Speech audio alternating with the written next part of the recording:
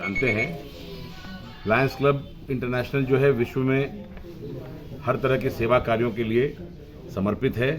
हम अपने सेवा कार्यों के द्वारा ही जाने जाते हैं। आज की ये मीटिंग हमने इसलिए की है क्योंकि एक नई मुहिम नए लायंस क्लब ने शुरू करने की सोची है। इस मुहिम के तहत जो हम लोग ई वेस्ट का जो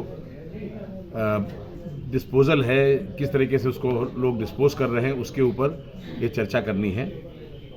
दोस्तों, ई वेस्ट क्या है? ई वेस्ट जैसे आप सबके हाथ में ये मोबाइल है, इस तरह के बहुत सारे मोबाइल आप लोगों के घरों में, दराजों में पड़े होंगे जो आप इस्तेमाल में नहीं आ रहे हैं। ये तो एक छोटा सा एक एग्जाम्पल है।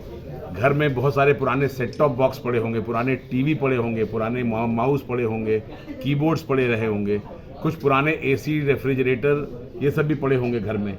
हर तरह की चीज़ जिसमें कोई भी इलेक्ट्रॉनिक सामान इस्तेमाल होता है, जब वो अपनी आयु समाप्त हो जाती है, उसका काम खत्म हो जाता है, जब वो ख़राब हो जाता है, जब वो रिपेयरेबल नहीं रहता है, तब हम उसको वेस्ट मान लेते हैं। लेकिन उसको हम डिस्पोज नहीं करते हैं। कई दिनों तक वो घर में पड़ा रहता है, कई बार उसका कोई इस्तेमाल नहीं होता, लेकिन वो बस पड़ा हुआ है। हमारी एक मानसिकता है कि हम चीज़ों को जल्दी फेंकते नहीं हैं। पुराने मोबाइल बहुत सारे जो आज काम नहीं कर रहे, घर में पड़े हुए हैं। बहुत सारे पुराने रिमोट जो बेकार होकर घर में पड़े हुए हैं।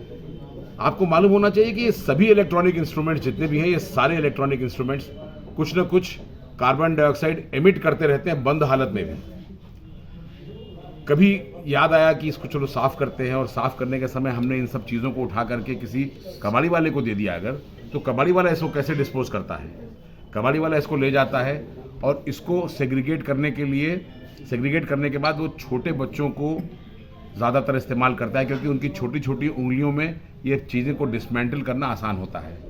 जब डिसमेंटल करते हैं तो उसमें तरह तरह की गैसेस एमिट होती हैं। वो गैसेस से बच्चों को हार्म होता है। इसके अलावा बहुत ज़्यादातर इसमें लेड निकलता है, लेड से पॉइजनिंग होती है। अगर कोई गर्भवती महिला इस काम में इन्वॉल्व होती है तो उसके पेट में पल रहे बच्चे को भी आगे चल करके प्रॉब्लम्स पैदा होते ही शुरू हो सकती हैं या जन्मजात बीमारियां हो सकती हैं। इसके अलावा जो सामान बच जाता है, क्योंकि इसमें थोड़ा बहुत आप देखेंगे तो सिल्वर, गोल्ड कहीं किसी चीज़ में निकलता है जलाने पर, और उसी के लिए ये सारी चीज़ें की जाती हैं। अब जब जलाते हैं तो जो फ्यूम्स निकलती हैं वो हमारे वायु को प्रदूषित करती हैं। जो पिघल करके सामान ज़मीन में जाता है वो मिट्टी को प्रदूषित करता है, जल को प्रदूषित करता है। तो एक तरीके से आप देखिए, जल का प्रदूषण, वायु का प्रदूषण, स्वास्थ्य बुरा असर, और हर तरीके से इसका अगर हम लोग प्रॉपर डिस्पोजल नहीं करेंगे तो आज की तारीख में 500 मीट्रिक टन विश्व में ई वेस्ट निकल रहा है, और हर साल ये बढ़ता ही जा रहा है। हमारी निर्भरता इलेक्ट्रॉनिक से बढ़ती जा रही है, और उसी तरह से हम हर साल में अपने मोबाइल को अपग्रेड करते हैं, हर साल 2 साल में अपने कंप्यूटर नए खरीदते हैं। तो पुरानों का क्या करें, कैसे निस्तारित करें? आज चिंता इस विषय की है। तो ये ड्राइव पहली बार विश्व में सबसे बड़ी ड्राइव पूरे हिंदुस्तान में, कश्मीर से लेकर कन्याकुमारी तक, हमारे 15 मल्टीपल डिस्ट्रिक्ट के अंतर्गत 84 डिस्ट्रिक्ट्स में 1200-1500 क्लबों के माध्यम से हम इस कार्यक्रम को आज अंजाम दे रहे हैं। और सभी जगह पर 19 जनवरी से लेकर के 13 फरवरी तक ये ड्राइव चलेगी पूरे उत्तर भारत में। चाहे वो कल आप देखेंगे, चाहे वो सेंट्रल पार्क कनॉट प्लेस का हो, चाहे वो जीपीओ लखनऊ का हो, चाहे रानी लक्ष्मीबाई पार्क झांसी में हो, चाहे मोती झील कानपुर में हो, हर जगह पर ये ड्राइव कल शुरू होगी। हम भी जौनपुर में कल ये ड्राइव शाही किले से लेकर के सद्भावना पुल तक एक अवेयरनेस रैली के रूप में इसका शुभारंभ कर रहे हैं। हमने बहुत सारे सेंटर्स बनाए हुए हैं।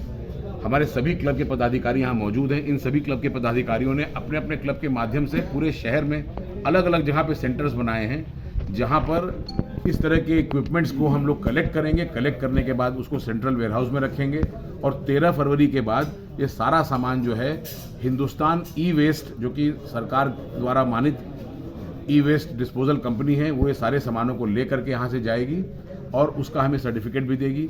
आप लोग भी अगर इस मुहिम में जुड़ते हैं और इसका प्रचार प्रसार व्यापक तरीके से करते हैं, तो हम स्कूलों के माध्यम से, कोचिंग सेंटर्स के माध्यम से, जहाँ पर मोबाइल रिपेयर्स होते हैं, जहाँ पे कंप्यूटर इंस्टीट्यूट चलते हैं, जहाँ पर कंप्यूटर रिपेयर्स होते हैं। पूर्वांचल यूनिवर्सिटी में इतना बड़ा कंप्यूटर लैब है, हर डिपार्टमेंट में कंप्यूटर्स हैं। ITIs हैं बहुत सारे, इन सब जगहों से अगर हम प्रॉपर तरीके से इस कचरे को इकट्ठा करते हैं और इकट्ठा करके उसको डिस्पोजल करते हैं, तो मुझे लगता है कि ये एक बहुत बड़ा ये एक मुहिम होगा। आपको मैं अभी यही देख रहा था, सरकार का इसके ऊपर क्या है रुख है। सरकार ने ये अधिनियम जो है 2016 में निकाला था, भारत सरकार ने, और आज़ादी के अमृत महोत्सव पे अभी 8 दिसंबर 2022 को ई वेस्ट की रिसाइकलिंग पे मिनिस्ट्री ऑफ एनवायरनमेंट, फॉरेस्ट और क्लाइमेट चेंज की तरफ से उनका नया डायरेक्शन आया है, जिसमें कि कंज्यूमर को भी, मतलब अभी तक तो था कि जो प्रोड्यूस कर रहा है, जो डीलर है और जो होलसेलर है, उनके ऊपर जिम्मेदारी थी कि इसको कैसे रिसाइकिल करना। जो नया डायरेक्शन आया इसमें कंज्यूमर यानी कि हम सब लोगों के ऊपर भी ये दायित्व डाला गया है कि हम किस तरीके से अपने प्रोडक्ट को कैसे डिस्पोजल के लिए डालें।